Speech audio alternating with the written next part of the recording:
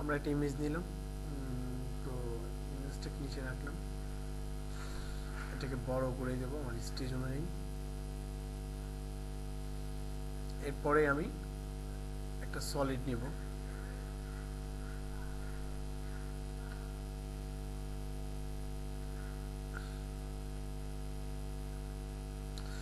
আর একটা নিব আমরা এখান সলিডটাকে আমরা একটু ছোটো করে নেব যতটুকু প্রয়োজন।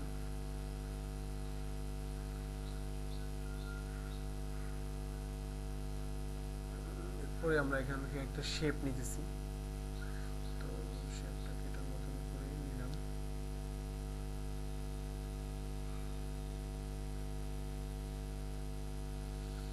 স্ট্রোকটাকে আমরা উঠিয়ে দিব এখান থেকে, স্ট্রোক কালারটা দরকার নেই, নান। ফিলটা দিয়ে দিব, ফিলটা আমরা একটু চলো,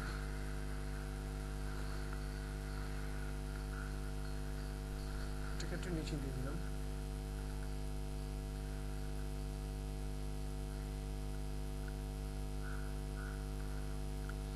আর এটাকে আরেকটু ছোট করে নেব রেক্টেঙ্গুলারটাকে, আর একটু চাপিয়ে দেব।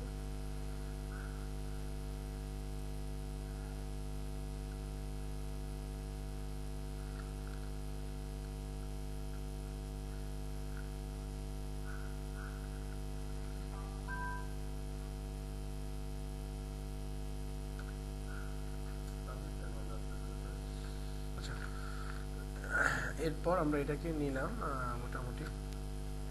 এখন একটা টেক্সট নিব, সবার উপরে নিব, তো টেক্সট নিয়ে আমি এখানে লিখে দিলাম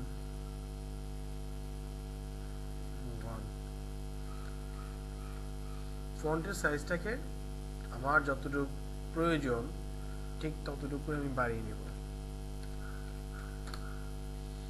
আর আমি আমার ফন্টটাকে এই স্টাইল দিয়ে কাজ করব। পিভার পয়েন্টটা কি করব, আমরা এটাকে মিডিলে রাখার চেষ্টা করব। তো এটা আমার খুব একটা এসেনশিয়াল না, চলবে। পিভার পয়েন্ট নিয়ে আসলাম, নিয়ে এসে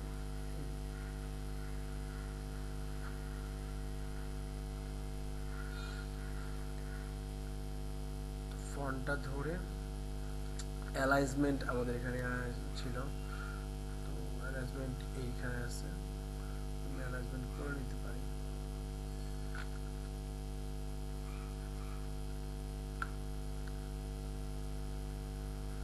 তিনটাকে একসাথে করে নিই, তাহলে ঠিকঠাক হয়ে যাবে। আর আমাদের ফন্টটাকে শুধু ধরবো,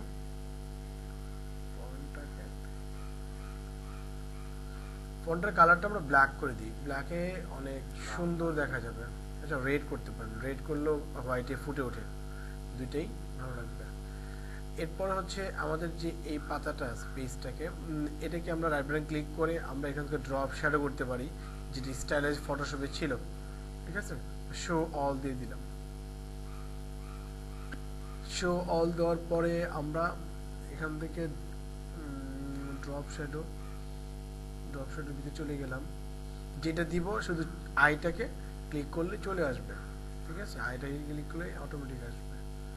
ড্রপ শ্যাডোর ডিসটেন্স ঠিক আছে, আর অপারসিটিটাকে আমি একটু কমিয়ে নিচ্ছি, এটা দিচ্ছি আপনার 50, চলবে।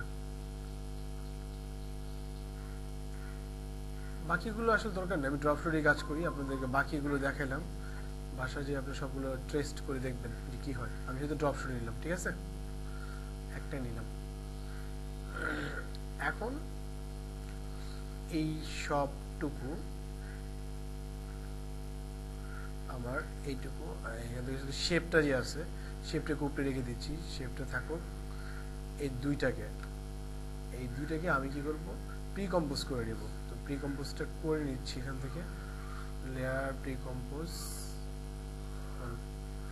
এটাকে দিলাম 1, এটা চলে আসছে এই জায়গাতে। আমরা এখান থেকে কন্ট্রোল ডি দিব, ডুপ্লিকেট বা এখান থেকে ডুপ্লিকেট, ঠিক আছে। তো আর এটা চলে আসছে, এরকম করে অটোমেটিক কয়েকটা করে দিলাম, 10টা হয়ে গেল। তো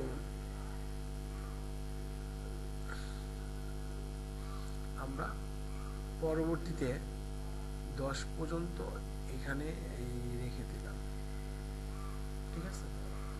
10টা আমার এখানে আছে। আচ্ছা, এরপরের যে কাজটা করতে হবে, আমরা এখানে একটা ইফেক্ট দিব, সেটা হচ্ছে সিসি পেজ টার্ন, পেজকে উল্টানো, সবগুলোর মাঝে পড়ে গেছে। তো এটাতে আসছি, এখন একটা দিয়ে আমরা দেখে নেব যে কি কাজ করবে টার্নে।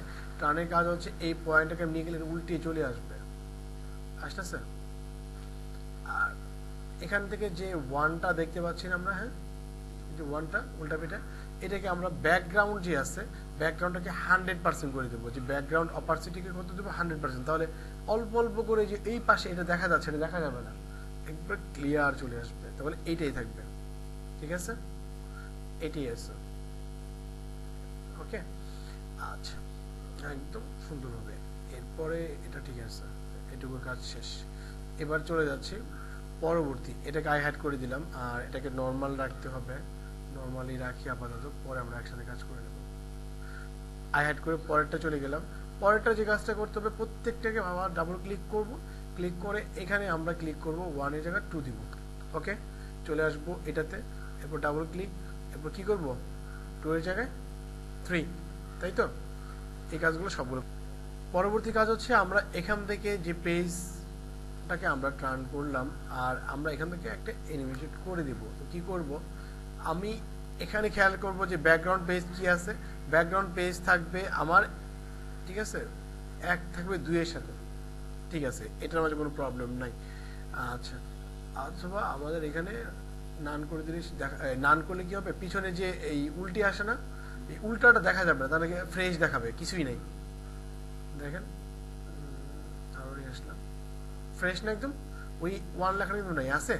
আমি যখনই এখানে যাকে বলে দিব সে চলে আসবে, কথাটা বুঝতে পারতেছি। পেজের কালারটা যদি একটু ড্রাগ করতে চাই, এই পিছনে পেজে ড্রাগ হয়ে যাবে, এটা সামনে পেজ ড্রাগ হবে, সামনেটাকে একদম ফ্রেশ হোয়াইট দিব, আর পিছনেরটা এই কালার থাকবে। নাইস। এবার আমি নর্মাল নিয়ে আসি, দেখেন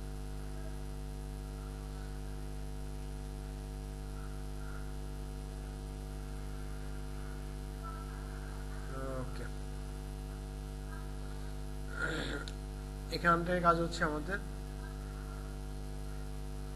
ফ্লোট পজিশন, এটা এখানে থাকবে ঠিক 1 সেকেন্ডের ভিতরে।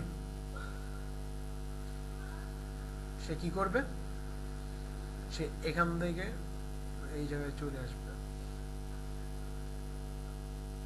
আরো দূরে।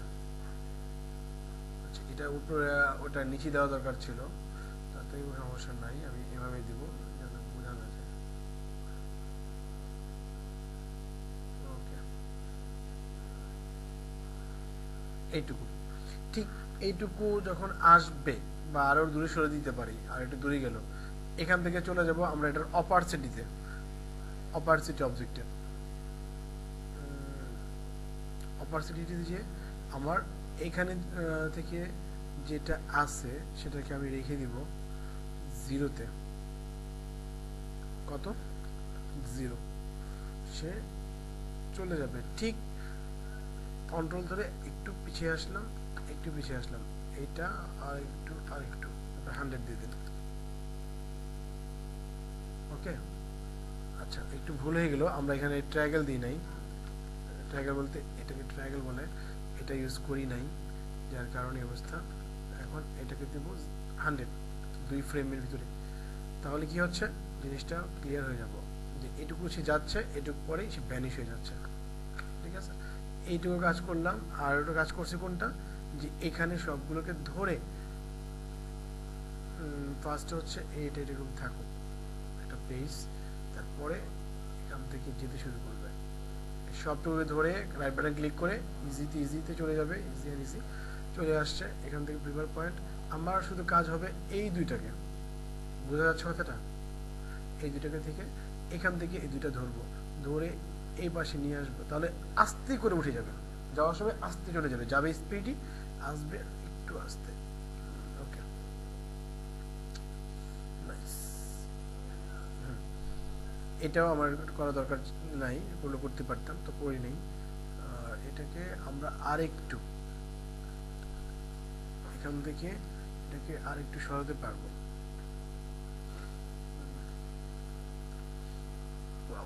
এটুকু আমরা দেখি, এখন পুরা বুঝতে পেরে যাবো যে আমরা কি করলাম, মোটামুটি পুরা ক্লিন আসবে। এটুকু অ্যানিমেশন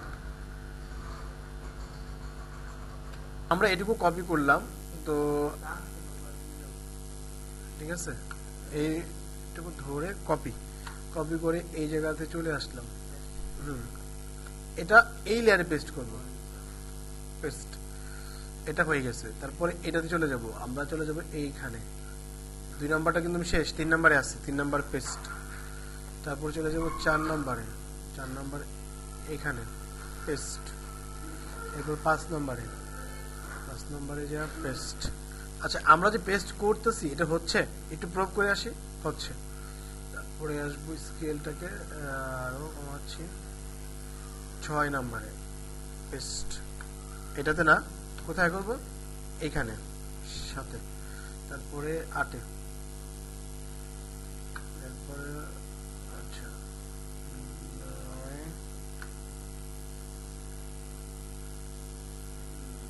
9, 10 নাম্বারটা কি উল্টানোর দরকার আছে? 10 নাম্বারটা থাকুক, ঠিক আছে। 10 নাম্বারটা না থাকলে বুঝবোই না যে আমরা কি করে আসছি। তো এটুকু হয়ে গেছে। এবার আমাদের টোটাল বিষয়টাকে দেখবো একবার।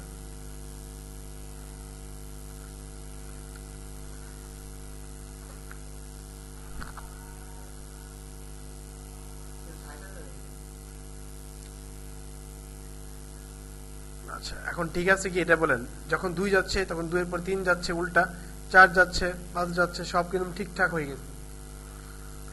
এটাই ছিল।